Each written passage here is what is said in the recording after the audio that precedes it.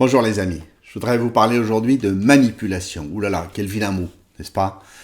Je crois que c'est un manipulateur, ça compte parmi les pires injures ou insultes qui puissent exister aujourd'hui. Voilà. On va se questionner néanmoins là-dessus et savoir si par hasard nous ne serions pas nous-mêmes de vilains, très vilains manipulateurs, et peut-être aussi se questionner sur nos intentions, parce qu'il est évident que un kinésithérapeute, par exemple, vous manipule et que ça ne nous dérange pas de le dire, parce qu'il y a une intention de soin.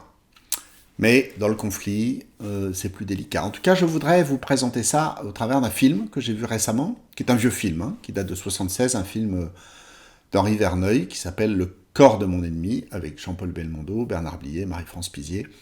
Et c'est un film qui n'a pas une critique sensationnelle, je crois, mais en tout cas que moi j'ai bien aimé, qui m'a semblé utile. Alors attention, je vais en dire quelques mots. Si vous ne l'avez pas vu, eh bien, je vais un peu spoiler, comme on dit. Mais on va regarder ça ensemble.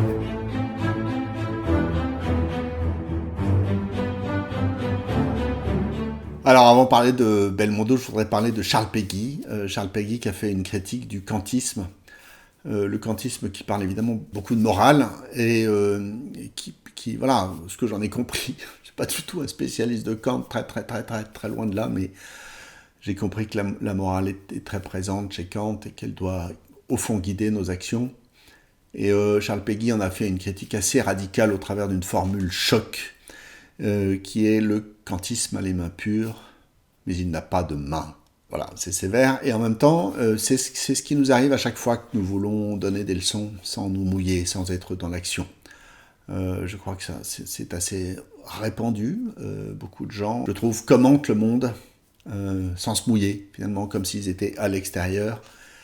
Et vraiment, moi, je suis dans un mouvement de vous encourager plutôt à faire l'inverse, c'est-à-dire plutôt, eh bien, à vous mouiller, à mettre vos mains, à devenir, au fond, des gens qui manipulent, parce qu'ils se servent de leurs mains, plutôt que de commenter et de critiquer le monde. La manipulation, c'est quoi dans le conflit? C'est si on regarde la philosophie chinoise et la stratégie dans la philosophie chinoise. D'ailleurs, je vous en reparlerai, mais j'ai lu un livre de François Julien qui s'appelle Le traité de l'efficacité, qui parle beaucoup des philosophies comparées occidentales et chinoises. C'est passionnant.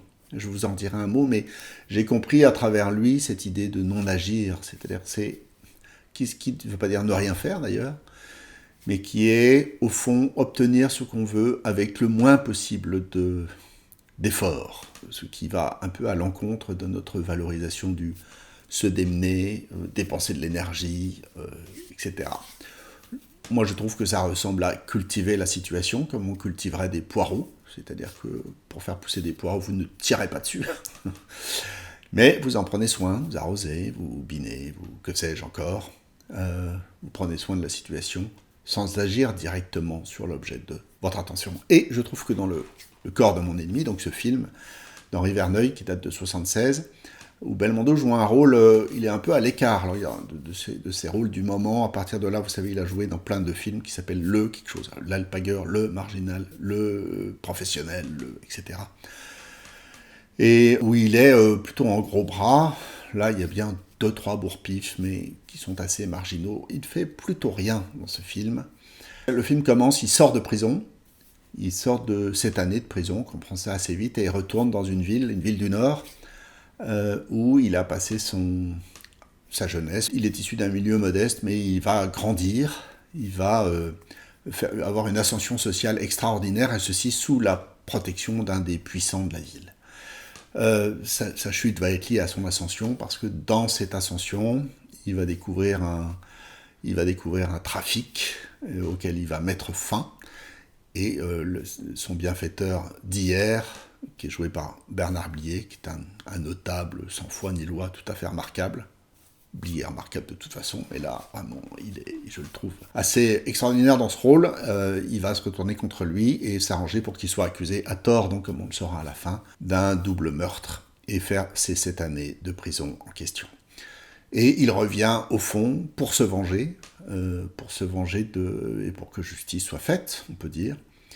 Et ce qui est intéressant, c'est que toute sa vie n'a été qu'une vengeance. On comprend que cette ascension sociale, c'était déjà une vengeance sur des humiliations, l'humiliation d'être, au fond, pauvre, face à des notables qui sont riches et qui prennent toute la place, y compris lorsqu'on est un petit garçon et qu'on voit que les enfants des personnes riches vous passent devant, presque vous marchent sur les pieds. Et sauf que dans cette première partie, il a fait cette vengeance de façon en donnant de sa personne au grand jour finalement, et il en a payé le prix fort. Et que là, à son retour, il va user de manipulation en agissant secrètement et de telle sorte qu'à la fin, tout va s'accomplir sans qu'il n'apparaisse nulle part. C'est très chinois, comme je vous l'ai dit tout à l'heure. Hein. En Chine, la notion de héros n'existe pas. Le sage doit gagner sans apparaître. Et même ils disent que s'attribuer le bénéfice d'une victoire, c'est affaiblir cette victoire. Donc comment il va s'y prendre? Il y a toute une phase où il va comprendre la situation. Et puis il va vraiment par petites touches amener les uns les autres à se monter les uns contre les autres. Et finalement, il va faire de ses anciens ennemis l'instrument de sa vengeance pour toucher la tête de ce qui a été autrefois une conspiration contre lui.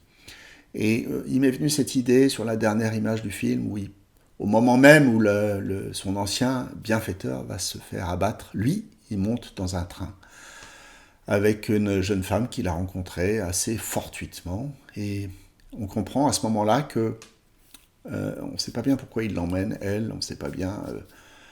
on doute qu'il ait pu tomber amoureux tout de suite de cette femme, voilà, de cette femme en un instant. Et donc, on comprend qu'elle va être pour lui un alibi. C'est-à-dire que, j'en ai bien peur, elle aussi, il l'a manipulée pour qu'il puisse témoigner que son bienfaiteur était à l'heure dite dans un train en direction de Paris.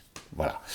Donc, allez voir ce film, il est super, mais ce que ça raconte au fond, je le pense, c'est ce qui est dans les rêves de nombre d'entre nous, c'est-à-dire arriver à nos fins sans rien risquer. Arriver à nos fins sans nous mouiller. Arriver à nos fins sans qu'on ait à mettre les mains dans le cambouis, si j'ose dire. Mais ça, c'est de la manipulation.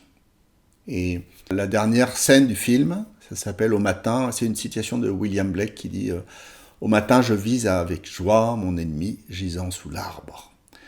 Et ça me rappelle cette autre citation de Lao Tzu, où il dit « Si quelqu'un t'a offensé, ne cherche pas à te venger, mais assieds-toi au bord de la rivière, et bientôt tu verras passer son cadavre. » Je suis certain que parfois, c'est votre rêve secret aussi, et donc que vous êtes, au fond de votre âme, aussi des manipulateurs. Merci.